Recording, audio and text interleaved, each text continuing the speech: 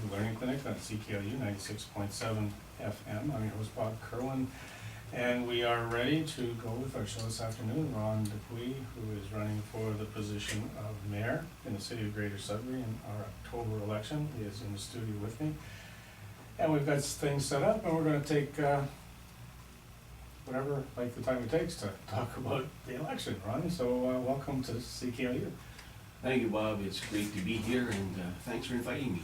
Yeah, no, it's great. I know you're well aware that what we're trying to do at CKLU is give all of the candidates an opportunity to come in and talk about the issues and their particular positions on their platforms, and try and educate people who are in the area, who are going to be voting, on the issues as well as the candidates. So, Ron, we're kind of open. Let's just start talking. You decided to run for mayor, but you've been a councillor, you've been involved in local politics for forever, for a long time. It has been quite a while. I was elected for my 5th term, which means that at the end of this year, it will be my 17th year. And just what got me involved in politics was the fact that I've always been passionate about politics. I love politics of all kinds. We've always had interesting discussions when I was with my grandparents, my uncles, my parents, and it's something that was bred into me, and I've always worked on campaigns. I remember working for a number of people who were elected over the years. As a young man, I started going to my first campaign at 12 years of age, so you can see that I've been involved in politics for a very long time. And what got me started in municipal politics was the fact that in the late 90s, mid to late 90s, then the town of Valley East was proposing to close all their playgrounds because of a serious tragic accident that happened at one of the parks. And I couldn't see that happening. A playground is part of the fabric of a community, so I decided that I would run for council, and lo and behold, I got elected. And ever since then, I haven't looked back. I'm excited about these elections coming up, and I think it's going to be great for our city. And you know, I can, I guess, identify with the need for recreation because I think you moved to the Valley in 1970. The reason I remember 1972 is that's the year that my wife and I got married, and we came to the Valley in 1974. So the two of us have been around the Valley for a long time, and one of the things that we can quite well remember is just how important those community playgrounds were to the areas as they're growing up. I can remember, and I'm sure you can, because you're heavily involved with the Kin Club and their playground in Blizzard Valley. That was a community center. It really was a neighborhood community center, and I think that's an important part of the community. So it's really interesting that was kind of the motivation for you to get involved, because I think, personally, I think it's important that, you know, whoever's going to get involved, they have to make a decision based on who they are and what they feel is important to their community, and you've been around ever since then. Sure have.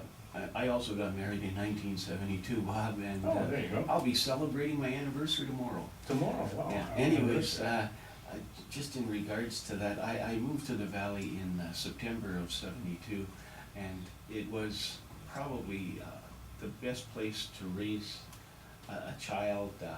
Was Valley East. I just always loved the area. I remember when I was younger and playing for O'Connor Park, and we used to play hockey against Guilletteville and McCrae Heights, and every little community had their own playground associations. They had their own hockey teams. They did all kinds of things for their playground association. So it was just truly amazing.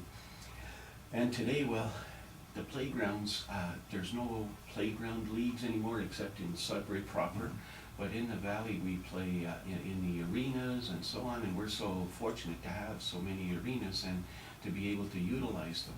Yeah. your decision now, and it's almost as if it's, the time is there for you to take it to the next level from being a ward councillor. And I'm amazed at how much Ward 5 has grown. Ward 5 is really a core ward in the city. So now we're looking at taking over a position where you are more or less a facilitator and a coordinator for the other 12 councillors. So some of your priorities, some of the things that you feel are really front and center moving forward. Well, just, I will expand on what you stated about Ward 5. Those things don't come by accident. No. You know, you have to have meetings, and I have weekly meetings with developers and staff, and we just go over things and try to come up with any kind of assistance we can when we lure a developer into our area. So it's something that is ongoing constantly. It's a lot of work, a lot of meetings, but at the end of the day, it's definitely worth it, because you just look at the size of the homes and what is being built in the valley. It's just phenomenal, and I'm truly excited about that, you know, attracting new businesses and everything else. It's all part of the process, but again, it demands a lot of your time to do this and to meet with developers. As far as for the position of mayor, I've worked under 5 different mayors, and I can tell you that I have definitely learned a lot from all 5 of those mayors, and you know, starting with John Robert in the valley, and then Jim Gordon at Amalgamation, and then Dave Courtamache, and then John Rodriguez and Marianne Matichuk. I've watched them, I've learned, I met with most of them regularly to see what kind of direction they needed for my ward, and I was hoping to convince them to help me in special projects, like when I'd go to Toronto to meet with Canadian Tire and get them to come to Valley East, and meeting with Sears Real Estate, and so it was all part of the process. But again, you need direction from the mayor in order to help you grow these projects. If the mayor is not committed to it, then it's very difficult to get anything done. When we look at a council, and you know, you have 13 people that are A characters that are elected, okay? You have to be a mediator, you have to be a leader, and you have to have confidence in the people that were elected. So you have to make sure that whether you agree on one thing or another is not the important thing. The important fact is that at the end of the day, a decision is made by the majority of council, and that is what you have to respect. But as a mayor, you can certainly go to your councillors and talk to them and find a pulse for whatever you're going to be discussing and whatever decision you're going to make. But a mayor has to be a leader. A mayor has to be able to make sure that the 12 other people sitting around that table are working as a team, are working in unison for what we were all elected for, and that is the betterment of our community, to improve the quality of life of our residents. So that's where your major role is. Yeah, no, I can see it. Like what you're talking about in terms of what you did as a Ward 5 councillor, there's an awful lot of activity that you're involved in that is for the betterment of Ward 5. But I look at it from the point of view that if each of the any of the individual wards improve themselves, then it's an improvement of the overall community itself. Any little improvement improves the overall. It doesn't take away from the rest of it.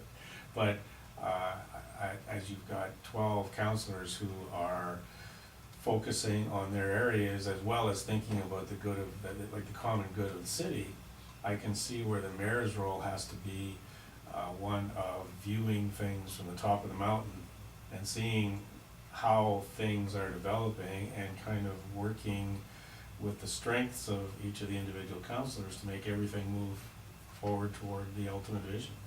What is our ultimate vision? Well, if you... Do we have a few hours?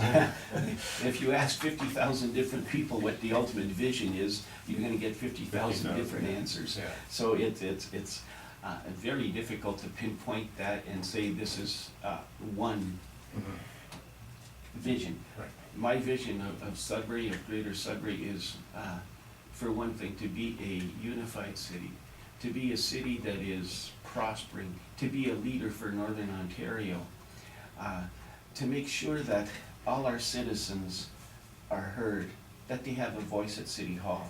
Over the last little while, we can honestly say that it seems that that voice has gone.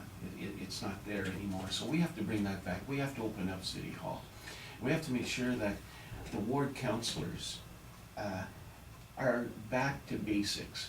We have to make sure that the community embraces the ward councillors. They are, in all honesty, the mayor of that ward.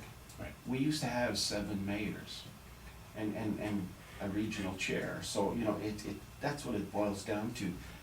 Again, what is good, as you stated, what is good for one part of the city is good for the whole city. And if it's good for Sudbury, it's good for Northern Ontario, because everybody benefits from it. I do want to do a lot of different things, and you know, just the fact that we are going to have a high turnover of council this term.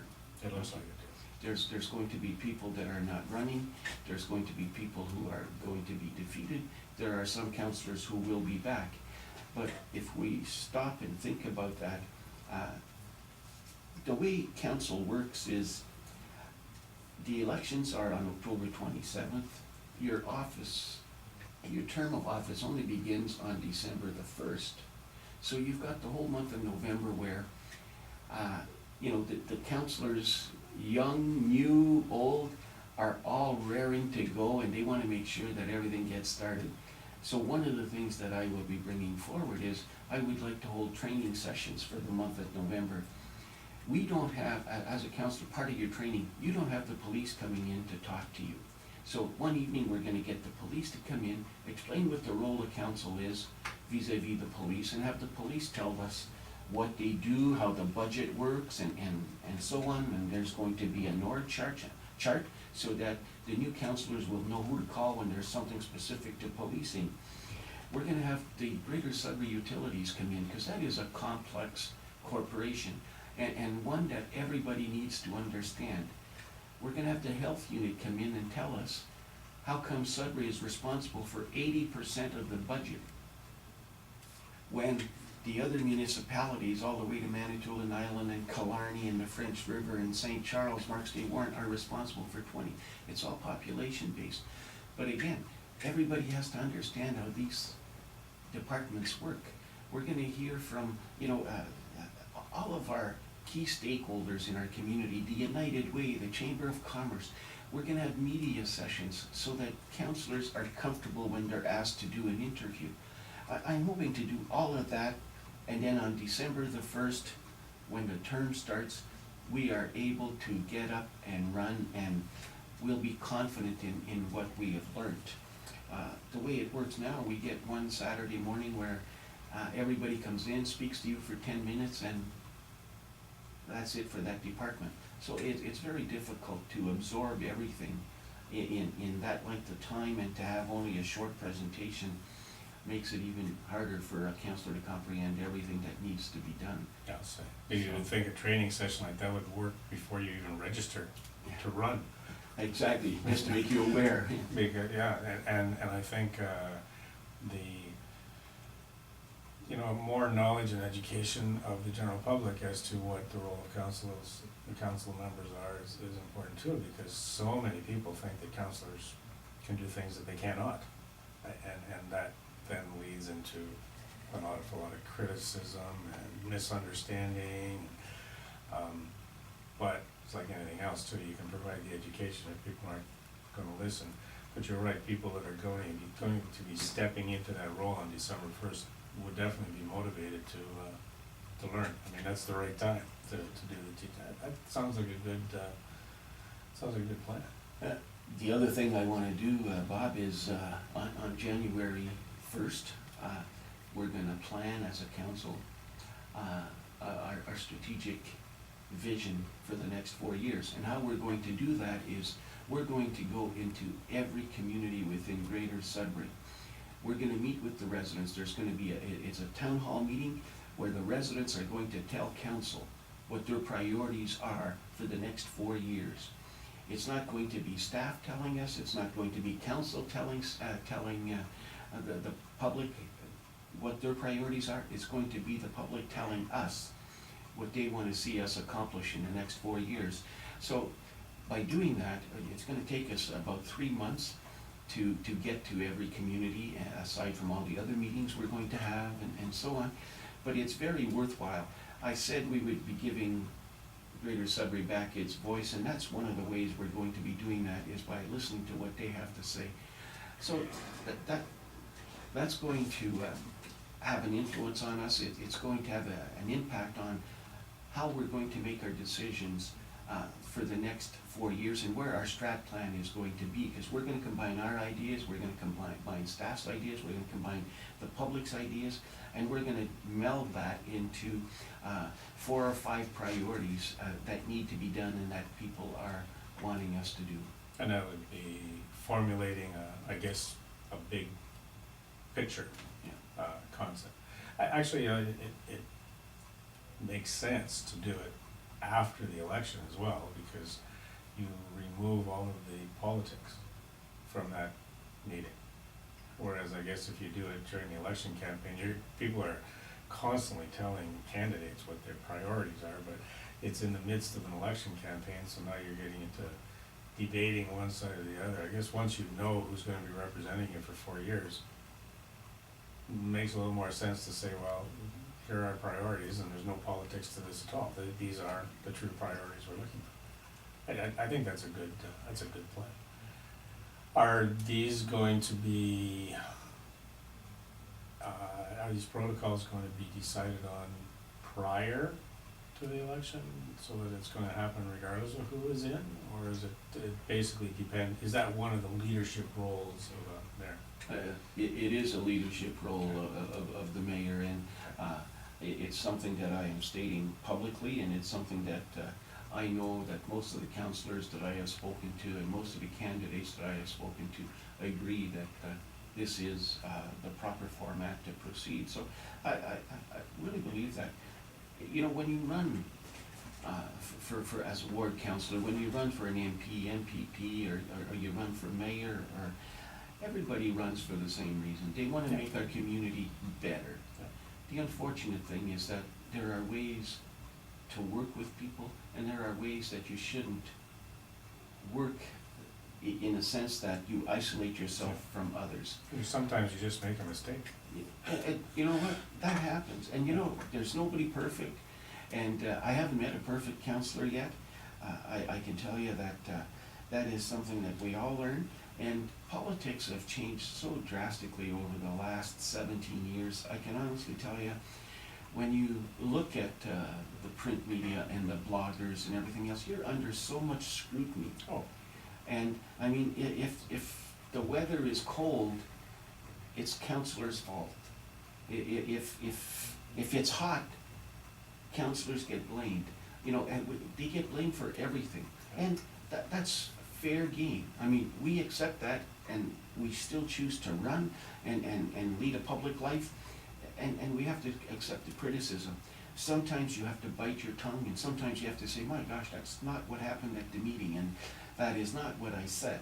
But, you know, people understand what they understand, and unfortunately, that is one of the pitfalls of today's politics, is somebody that has anonymously writes some things that are very unfair and not justified, and just throws it out there, and then bang, it just snowballs and everything else. But again, if people are a lot more informed today than they were 10 years ago, than they were 5 years ago, and that is a good thing. People are taking more of an interest, and proof of that is the amount of people that are running in this election.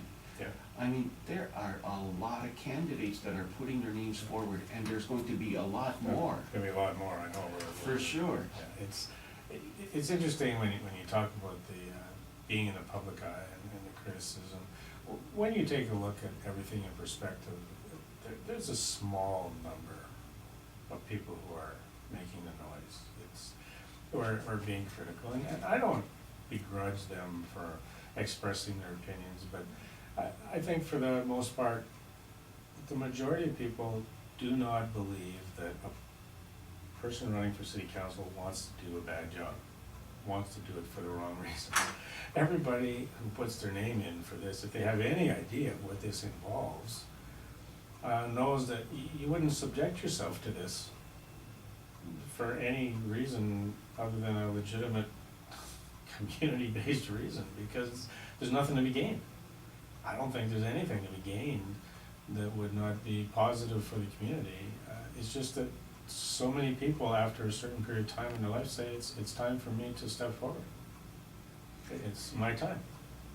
Well, and that's exactly why you touched on it earlier when you stated, after so many years on council, it's time to, it's time for me to do something. Either I leave politics or I run for mayor. And believe me, I did a lot of soul searching for both. I really think I'm at a stage in my life, I'm still young, I'm 62 years old. I have a lot of just a kid compared to me. Yeah, I have a lot of good years left in me, and I want to spend them productively. You mentioned about it's a small minority. Well, one of the things I learned from Jim Gordon, who was probably the most astute politician I've ever seen. Jim Gordon always used to tell us, listen to the silent majority. And that is something that I've always adhered to. I think it makes a lot of sense when you know what people are thinking, and it's if there's a loud minority, that's fine, but the thing is, you've got to listen to the other part, and the other part are telling you something by their silence. So it's again, it's great that people are vocal. It's great that as a public figure, you are recognized, and people come up to you, and no matter what ward you live in, or no matter what ward they live in, you're a councillor, and they're going to come and tell you their problems, whether it's at Metro or Food Basics or Independent or at church or in a restaurant when you're having a meal with your family. They're going to come up to you and talk to you. They want to talk to you. They want you to listen. Yep. And I think my sons were all involved in hockey refereeing, and my youngest son, who's a police officer now, was in the OHL refereeing, and I got the message across to him early in his career. I used to tell him, no matter how whatever you hear from the stands, the people who are complaining, the people who are yelling, when you walk out of the dressing room and you're walking through the lobby, or you're going to stand there and you're going to watch the next game, people all want to talk to the referee. They all want to come up. They all want to say that they know you. They all want to share their opinion, but they're not critical. And so when you think about the silent majority, it's like you're going to hear the vocal ones. Yeah, it's going to affect you because you're human. But when you go out into the lobby as a referee, people all want to come up and talk to you, and they're friendly. And most of the time they're going to tell you did a good job. I may have yelled at you, but you did a good job. And I think when you take a look at politics, I think of politics as being precisely that. Every decision you make, there's going to be people in favor, there's going to be people against it. And you just have to make sure you're making the decisions for the right reason. But you got to remove the personal hurt, I guess, out of there. It must be tough on family, though. The family members probably, they may not have that armor built up. And I think that's where it gets tough. When your family is hearing these things, and your relatives are hearing these things, it hurts them more than it hurts you. So that's a real tough, I think that's a lesson that all politicians should be aware of before they get into this. But most definitely, Bob, it does affect family, and one of the things I try to minimize at our house is that we don't discuss politics. Okay, I will discuss politics with my wife and my sons and my daughter if it's a one-on-one, but I have 3 adult children and I've got 6 grandchildren, and my grandchildren, some of them are teenagers, and it bothers them when people criticize, especially when they know what I do and how much time it takes away from your family and so on. But at the end of the day, I tell them, if something bothers you, then don't read it. Right. Okay, don't listen to it. That's the bottom line. My skin was very thin when I started this process, and it's still not as thick as it should be, because it does bother me when I see something and I say, my gosh, you know, like, that is not my intention at all. And, you know, it all goes back to a matter of interpretation or something, and, you know, that's fine. But you're best to not respond to criticism like that. Just let it ride, and, you know the decision you make. I have to look at myself in the mirror every morning, and you know what? There are days when you say, okay, you know, maybe I screwed up last night. Yeah. But again, it's a decision you made based on the information you have. Yeah. And our decisions are made, and again, it's an educated decision, it's an informed decision. We have a lot of reports. We have to rely on the information contained in those reports to tell us exactly the facts and the truth. If we don't get that, then it's hard for us to make an accurate decision. But at the end of the day, again, the responsibility falls on us, and you know, those are the decisions that we make. I know. It's I know it's an interesting tightrope to walk. We're going to take a quick break and come back. And when we come back, maybe we can talk about some of the specific priorities that you see that have been rising to the surface in the area over for the last few years, and we can talk possibly about some of the maybe some of the specific ideas or the general ideas that you have in mind moving forward. A lot of people are saying we have to change a lot of things. Change is good if it's for the right reason. Redirection possibly, recognizing what's important. Those are things that are all coming up as people are talking in preparation for the election. And I know as a candidate for mayor, you really have to take a look at the big pictures where I, for example, as an individual ward candidate, might look at the recreation fees for the Howard Armstrong Center because they're directly affecting my area. Your overall view as a mayor, I guess, may take on a little bit broader scope, but when we come back from the break, we'll talk a little bit about that. So stay tuned with us. We'll be back in about 5 minutes, and we'll continue with Ron Dupuis, who's candidate for the position of mayor for the city of Greater Sudbury on the Learning Clinic Meet the Candidates radio show. Half an hour already. Hey.